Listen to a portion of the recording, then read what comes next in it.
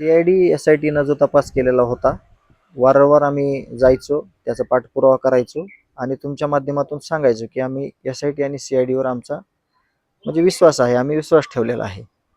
त्याचाच परिणाम ज्या दिवशी चार्जशीट दाखल केलं, त्या दिवशी हा एक नंबरचा आरोपी आहे, तोच मुख्य आरोपी आहे, असं SIT CIDनं चार्जशीटमध्ये जे दाखल केलं होतं त्याच्यामध्ये प्रामुख्यानं नोट केलेलं होतं. तसंच पुढं ज्या पद्धतीनं डिस्चार्ज ॲप्लिकेशनचा जो अर्ज दिलेला होता, डिस्चार्ज ॲप्लिकेशन जे दिलं होतं ते रिजेक्ट झालं.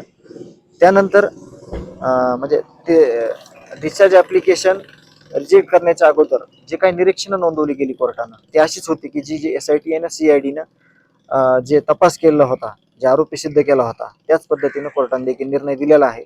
यातून कुठलाच आरोपी सुटणार नाही, प्रत्येकाला शिक्षा होणार आणि शिक्षाच झाली पाहिजे. एका निष्पाप माणसाला संपवलंय, त्या प्रत्येक आरोपीला शिक्षा झाली पाहिजे आणि होणार आहे. त्याच्यात प्रामुख्यानं 2 गोष्टी होत्या. एक नंबरची गोष्ट अशी होती, की हा गुन्हेगार, हा अर्थकारणी आणि हा एवढा मोठं वलय तयार केलं होतं ह्या मुख्य आरोपीनं, की त्याच्या प्रत्येक समर्थकाला असं वाटायचं, की हा माणूस अटक होऊ शकत नाही, हा माणसाला शिक्षा होऊ शकत नाही, ह्या माणसाला कोणी कशाला देखील धक्का लावू शकत नाही. परंतु कायद्यापेक्षा, संविधानापेक्षा कोणीच मोठं नाही.